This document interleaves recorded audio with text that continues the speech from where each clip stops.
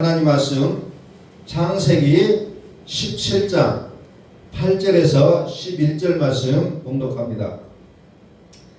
창세기 17장 8절에서 11절 내가 너와 네 후손에게 너의 우고하는 이 땅 곧 가나안 일경으로 주어 영원한 기업이 되게 하고 나는 그들의 하나님이 되리라. 하나님이 또 아브라함에게 이르시되 그런즉 너는 내 언약을 지키고 내 후손도 되도록 지키라. 너희 중 남자는 다 할례를 받으라. 이것이 나와 너희와 너희 후손 사이에 지킬 내 언약이니라.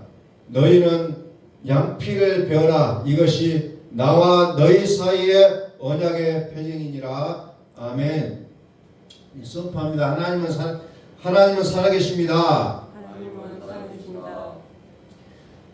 우리나라의 유명한 강사의 어떤 강의를 조금 들어봤는데 이런 얘기를 하더라고요. 우리나라에서 가장 중심된 나이가 가운데 있는 나이가 몇 살이냐 물음들을 하더라고요. 지금 밝혀진 게 46.7세가 가장 가운데 있는 나이다. 근데 이 나이는 어떻게 보면 몇 년을 계속해서 가운데라는 거예요. 그래서 이것은 이제 쉽게 47살이 우리 한국에서 살아가는 사람들 중에 가장 가운데층이라는 거예요. 가운데층. 중심 나이. 근데 이 나이가 과거에는 47살이라면 굉장히 나이 들어 보였다는 거죠.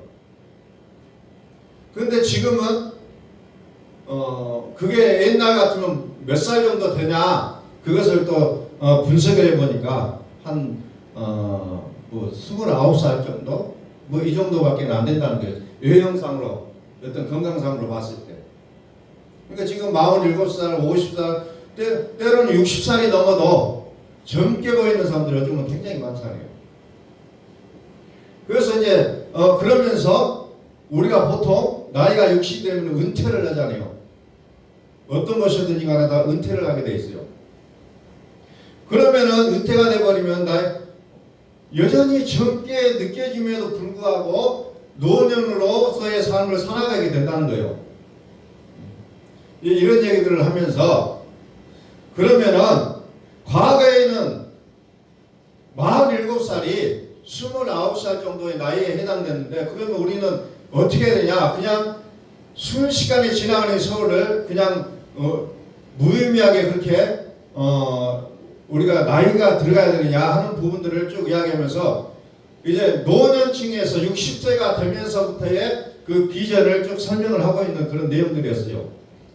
그러면서 30년 전에는 29살인데 지금 47살과 과거의 29살의 그 갭을 보면은 18년 정도의 차이가 난다는 거예요.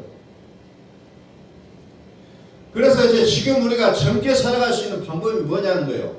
도대체 사회적으로는 자꾸 나이가 먹었으니까 은퇴하라 그런 상황 속에서 나는 어떻게 그것을 처신을 해야 될 것인가 라는 부분들을 쭉 이야기를 하더라고요. 그분은 이제 지금 나이가 61세더라고요. 그래서 그분은 이와 같은 것을 계산하고 냉장고에다가 41세라고 딱 붙여놔요.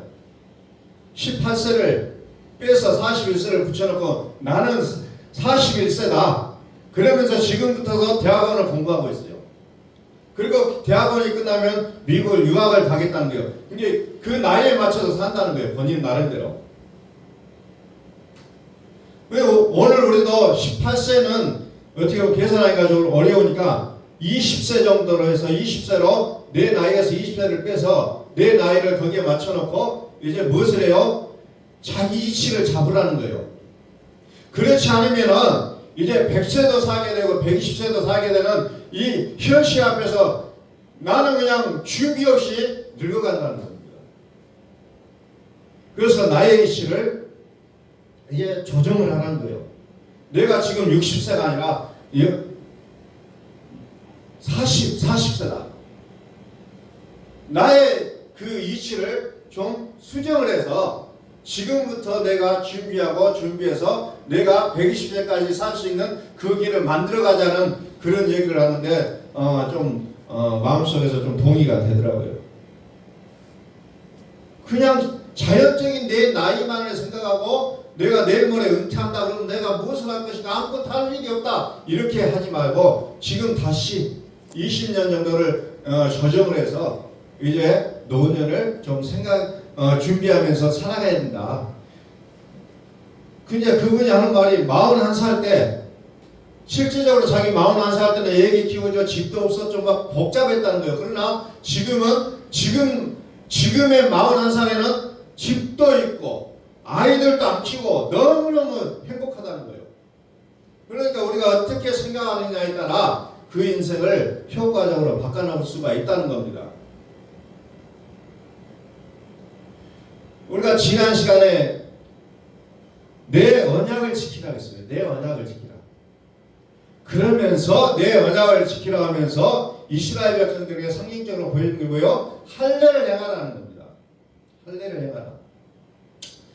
할례는 뭐예요? 할례. 하나님과 이스라엘의 특별한 관계의 표시에 이게 그냥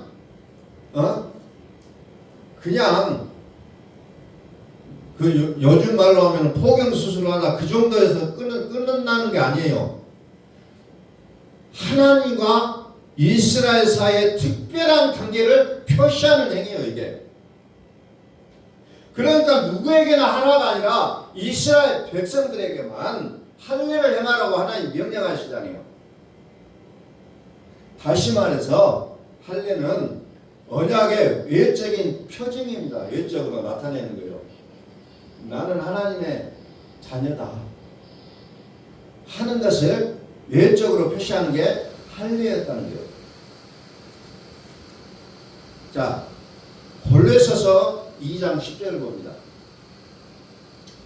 골로새서 2장 10절 11절 너희도 그 안에서 충만하였으니 그는 모든 정사와 권세의 머리시라. 또 그 안에서 너희가 손으로 하지 아니한 할례를 받았으자. 아브라함이 하나님 앞에 명령을 받았을 때 할례를 받으라 했을 때는 내 육의 몸에다가 할례를 했어요. 손으로. 그런데 골로새서도 뭐라고요? 너희가 손으로 하지 아니한 할례를 받았다. 다시 말해서 육적 몸을 벗는 것이다. 이것이 뭐냐? 그리스도의 할례다. 이렇게 이제 신약에서는 다시 정리를 해주는 거예요. 육체적 할례를 뛰어넘어서 마음의 할례를 하라는 겁니다. 마음의 할례를 하라. 그리스도는 육적 몸을 벗게 하는 할례라는 겁니다.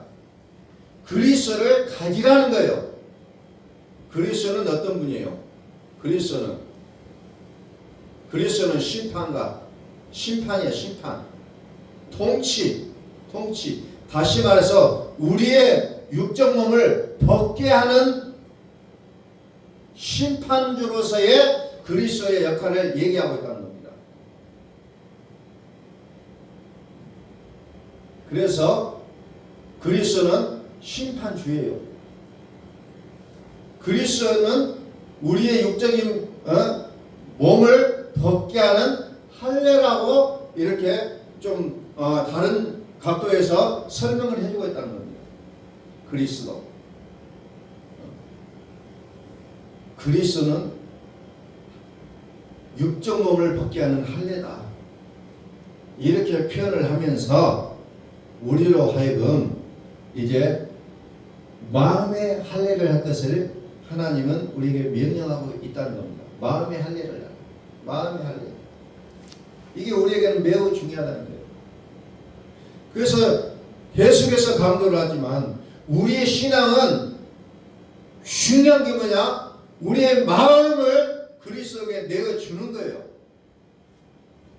그래서 너희는 이 마음을 품으라고 그리스도 예수의 마음이니 내 마음이 그리스도에게 점령나가지 않고서 내가 절대로 하나님 앞에 인정을 받을 수가 없다는 것을 성경은 우리에게 말씀하고 있습니다. 그래서 성경은 뭐라고 하냐면은 히브리서 4장 10절에 보니까 또 이렇게 표현합니다. 그의 안식에 들어간 자는 하나님이 자기 일을 쉬신 것 같이 자기 일을 쉬느니라 그러면서 이제 로마서 4장에서는 일을 아니할지라도 경건치 아니한 자를 의롭다 하신 일을 믿는 자들의 그의 믿음을 의로 여기시라니, 그의 믿음을, 나를 의롭게 하셨다는 것을 믿는 자가 복이 있다는 거예요.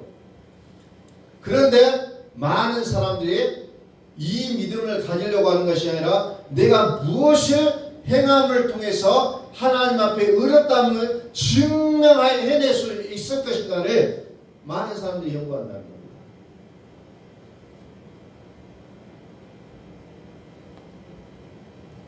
그래서 로마서는 계속해서 얘기해요. 일한 것이 없이 하나님께 의로 여기심을 받는 사람의 행복에 대해서 너무너무 감사하고 있다는 거죠. 일한 것이 없어요. 일한 것이 없다는 것은 다른 얘기가 아니에요. 이것은 종교일이에요. 종교. 경건한 일, 기도, 전도하고 뭐 선한 일을 하고 막 이런 것들을 하지 않았음에도 불구하고 하나님은 나를 의롭게 여기셨다는, 이게 복음이라는 겁니다. 이 얘기를 함에도 불구하고 여전히 나는 무엇을 할 것인가 라는 부분들을 끊임없이 생각하는 사람들이 많이 있다는 거예요. 근데 가장 중요한 것은 내 마음이라는 거죠. 내 마음이 어디에 있느냐. 자, 계시록 15장 3절. 하나님의 종 모세의 노래, 어린 양의 노래를 불러 가로되 주 하나님과 전능하신 이여 하시는 일이 크고 기이하시도다. 만국의 왕이시여 주의 길이 의롭고 참되시도다. 주여 누가 주의 이름을 두려워하지 아니하며 영화롭게 하지 아니하오리까. 오직 주만 거룩하시니이다. 주의 의로우신 일이 나타났음에 만국이 와서 주께 경배하리다. 이 찬양이 나의 찬양이 된다면 우리의 삶이 보다 더 하나님이 원하시고 바라시는 삶이 되었을 거예요. 여기 보니까 전능하신 이라고 얘기합니다. 전능하신 이시여 하시는 일이 크고 기이하시도다. 만국의 왕이시여 주의 길이 의롭고 참되시도다. 의로움으로 죄를 이길 수가 있는데 나는 이 죄를 이기기 위해서 수많은 방법을 동원하고 있다는 거예요. 그리고 만왕의 왕 전능하신 이가 하나님이신데도 불구하고 우리의 마음은 다른 데 쏟고 있다는 거예요. 그래서 우리의 믿음이 성장하지는 못하고 있다는 겁니다. 내가 전적으로 믿는다면 반드시 되어지게 될 텐데 그것을 못하고 있다는 거예요. 하나님은 살아계시다는 거예요. 그래서 복음의 말씀의 믿음으로 합하게 됐을 때에 여기서 능력이 나타난다고 성경은 기록하고 있다는 겁니다. 믿음으로 화합한다는 거예요. 다시 말해서 믿음으로 화합한다는 것은 그의 말씀을 전적으로 순종한다는 얘기예요. 그런데 우리는 믿음이 없기 때문에 그 말씀 앞에서 갈등한다는 겁니다. 이게 우리의 믿음의 결정적인 치명상이에요. 그 앞에서 우리는 벌벌 떨어요. 세상의 교훈이 더 강력하다는 겁니다. 더 강력하게 보여. 하나님의 말씀은 살아있고 운동력이 있어 좌우에 낯선 어떤 검보다도 예리하여 혼과 영과 및 간절과 골수를 찔러 쪼개기까지 하며 마음의 생각과 뜻을 감찰하신다고 성경은 기록하는데 이것이 나와는 상관이 없기 때문에 우리는 말씀 앞에 들어가지는 못하게 되어 있다는 거죠. 지으신 것이 하나라도 그 앞에 나타나지 않음이 없고 오직 만물이 우리를 상관하시는 자의 눈앞에 벌거벗은 것 같이 드러난다고 했는데 우리는 그것을 믿지를 못하고 있다는 거예요.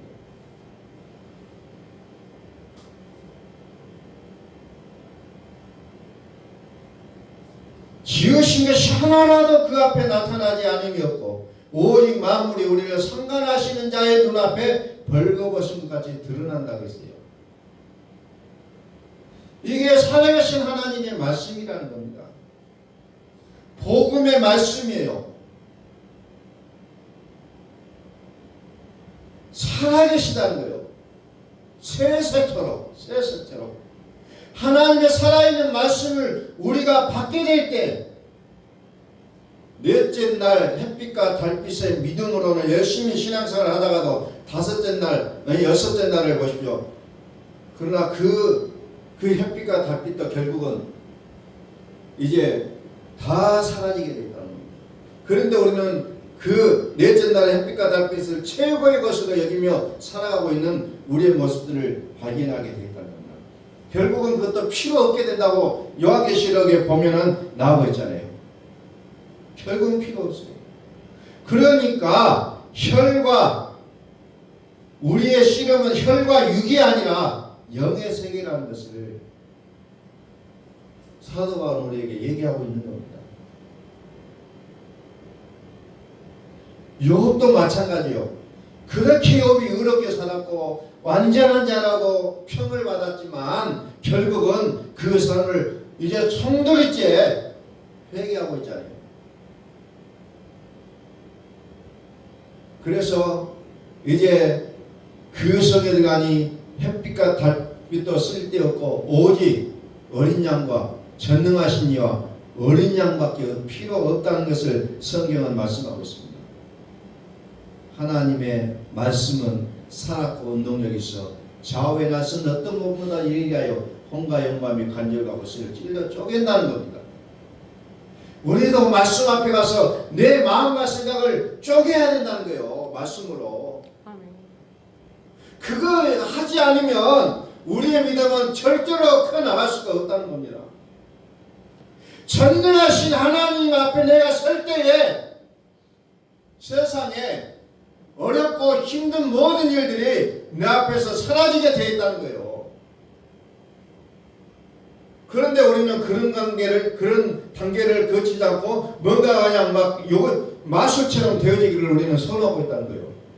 그래서 우리는 매일 기도하는 사람들 보면 그것을 바라보고 있는 거예요. 사실상 마술처럼 짠하고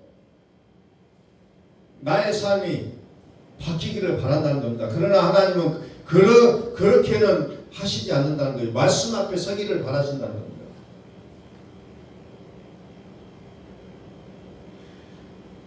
그러다 보니까 자꾸 나의 옳고 그름으로 세상을 평가하고 주장하게 되어 있다는 거죠.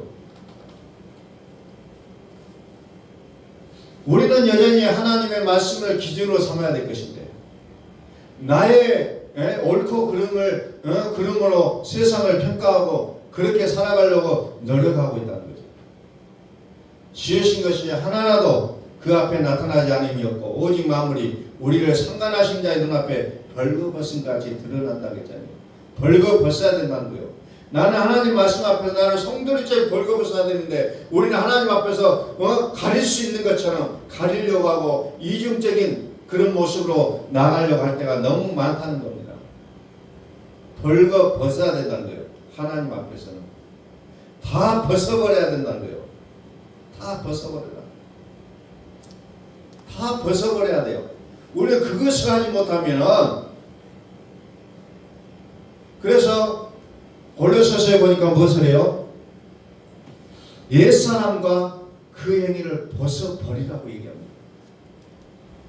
옛사람과 그 행위를 벗어버리라. 그런데 여전히 나는 아닌 척해요. 절대 하나님 앞에서는 아닌 척하는 것이 통하지가 않는다는 겁니다. 그냥 벗어버리는 것이 나를 살릴 수 있는 길이라는 것을 성경은 말씀하고 있습니다. 이게 하나님의 살아계신 주권이에요. 하나님의 절대 주권이에요. 그분은 빚도 짓고 어둠도 짓는 분이에요. 우리가 그 앞에서 감히 나의 어떤 생각을 가지고 나갈 수 없는 분이라는 겁니다. 그래서 하나님이 정하신 법을 뭐라고 하냐면 생명의 성령의 법이에요. 그 법을 따르면 우리는 살아날 수가 있기 때문에 그렇다는 겁니다. 그 법을 따르면 우리는 살아날 수가 있다는 거예요. 하나님의 의로우신 법, 그 법으로만 우리는 살아날 수가 있다는 거예요.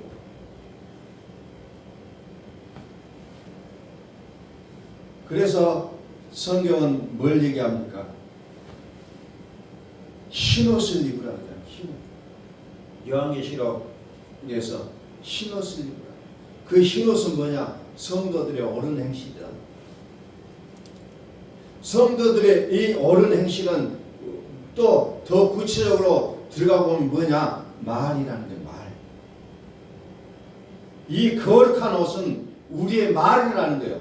그런데 이 말을 우리는 거룩하게 사용하지 못하는 경우가 너무 많아서 우리는 하나님 앞에 우리는 무릎을 꿇을 수밖에 없다는 거예요.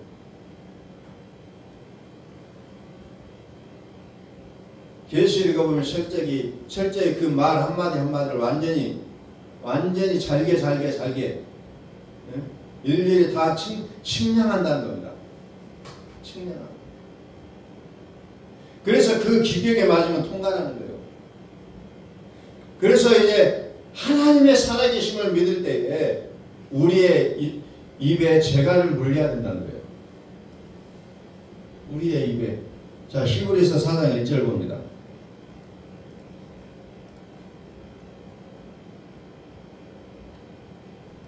히브리서 4장 1절. 그러므로 우리는 두려워할지니 그의 안식에 들어갈 약속이 남아있을지라도 너희 중에 혹 미치지 못할 자가 있을까 하니라. 두려워한다는 거예요. 두려워 떨며 너희 구원을 이루라. 하나님의 살아계신 이 말씀은 우리 모든 가치를 쪼개버린다는 얘기입니다. 모든 것을. 그래서 요한계시록 2장 16절에 그러므로 회개하라는 겁니다. 요한계시록 2장 16절을 한번 볼까요? 그러므로 회개하라. 그리하지 아니하면 내가 내게 속히 가서 내 입의 검으로 그들과 싸우겠다. 내 입의 검으로. 하나님의 말씀은 살았고 좌우의 날선 검 같고 낯선 검 같고 또 요한계시록 19장 19절에 또 보니까 뭐야? 그 짐승과 땅의 임금들과 그 군대들이 뭐야? 그 말탄 자와 그의 군대로 더불어 전쟁을 일으키는 부분이 쭉 나오고 있어요. 짐승이 잡히고 그 앞에서 이적을 행하던 그 선자들 함께 잡히고 짐승의 표를 받고 그의 우상을 경배하던 자들을 이제 이적으로 미워가던 자들 이런 부분들을 다 산채로 불에 이제 그 유황불 못에 던져버리는 그런 장면이 나와요. 그러면서 21절에 뭐라고 하냐면 그 나머지 말탄 자의 입으로 나오는 뭐라고요? 검의 죽음에 말탄 자의 입으로 나오는 입으로 나온다는 검이 칼이 입에서 나와요. 요한계시록 보니까 다섯째 날, 여섯째 날에 이 짐승의 악한 일들이 다 드러나는 것을 얘기하고 있다는 겁니다. 영적으로 하나님의 살아계시다 하시는 이 말씀으로 우리는 들어가자는 거예요. 그래서 하나님의 형상과 하나님의 모양으로 우리가 만들어져야 된다는 겁니다. 시기까지, 지식에까지 거룩함을 입어야 된다는 거예요. 우리의 말과 생각까지도 하나님의 말씀으로 들어가셔야 된다는 거예요.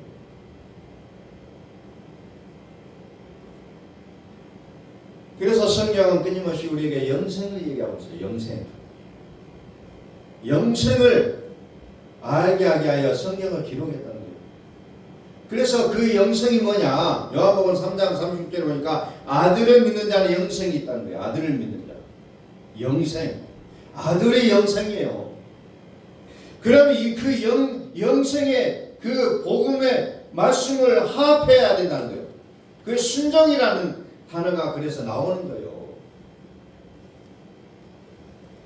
말씀에 합하지 않으면 순종하지 아니하면 영생은 있지만 가졌지만 영생은 어때요? 뭔가가 그렇다는 거예요. 그래서 하나님의 살아있는 말씀 안으로 우리로 하여금 들어오기를 하나님은 원하신다. 이 말씀을 지키는 자들, 이 말씀을 지키는 자들 복이 있도다. 이 말씀을 지키는 자들이 복이 있도다. 우리는 이제 그리스도의 할례를 받은 자로서 하나님과 특별한 관계라는 거예요. 여러분들 요즘 뉴스를 통해서 보시다시피 대통령과 어떤 특별한 관계가 있는 사람들이 얼마나 혜택을 많이 보는가요? 그런데 우리는 대통령을 넘어서 하나님과 우리가 특별한 관계에 있다는 것을 우리는 기억하시라는 겁니다. 오늘날 이스라엘이 저 유대인들이 세상을 주름잡고 살아가는 이유가 그들에게는 오직 한 가지예요. 나는 하나님의 특별한 백성이었다 라는 그 자긍심을 가지고 그들은 살아가고 있다는 거예요. 그래서 없는 땅도 자기들의 땅도 만들어 버렸잖아요. 그리고 세상을 지금 주관하고 있잖아요. 그들은 오직 뭐예요? 나는 하나님의 특별한 백성이었다는 그 선민의식 하나 가지고 세상을 이겨내며 살아왔다는 거예요. 아무리 고통스러운 일이 있을지라도. 세상의 고통이 우리를 무너뜨리는 것이 아니라 내 마음이 하나님에 대한 마음과 연결되지 않으면 우리는 작은 일에도 넘어질 수밖에 없다는 거예요. 그래서 환경이 나를 무너뜨리게 돼 있어요. 그러나 하나님의 특별한 관계에 있는 사람은 환경이 그를 어찌하지 못한다는 겁니다. 만물이 그를 어떻게 할 수가 없어요. 오히려 만물이 그의 앞에 가서 순종하며 복종하고 모든 만물이 탄식하며 양자가 올 것을 기다린다고 했잖아요. 심지어 천사도 하나님의 자녀를 섬기라고 보냈다는 거 했잖아요. 섬기라고. 이제 우리는 이 세상을 살아가면서 힘들고 어려운 일을 만날지라도 우리는 그것 때문에 내 마음을 빼앗기지 말고 오직 살아계신 하나님의 말씀 앞에 우리 자신을 내어놓는 거룩한 우리의 모습이 되어지길 예수 그리스도의 이름으로 축복합니다. 이게 우리에게 필요하다는 거예요. 이 시대에 어떻게 우리가 세상을 이겨나갈 수가 있느냐? 경제적으로 혼돈스럽고 내게 대한 미래가 불투명하고 답답하고 견딜 수 없는 그런 상황이 있을지라도 하나님이여 나를 주관해 주십시오. 하나님이 나를 통치하여 주옵소서. 나는 하나님의 손에 붙잡히기를 원합니다. 우리는 기도하시라는 겁니다. 하나님은 만왕의 왕이시오 만주의 주시오 모든 것을 통치하시는 분이시오. 그분 앞에 우리는 그분과 특별한 관계라는 사실을 이제 다시 한번 기억하면서 온전히 살아계신 하나님과 손을 붙잡고 세상을 능히 이겨낼 수 있는 우리의 모습이 되시기를 예수 그리스도의 이름으로 선포합니다. 기도하겠습니다. 거룩하신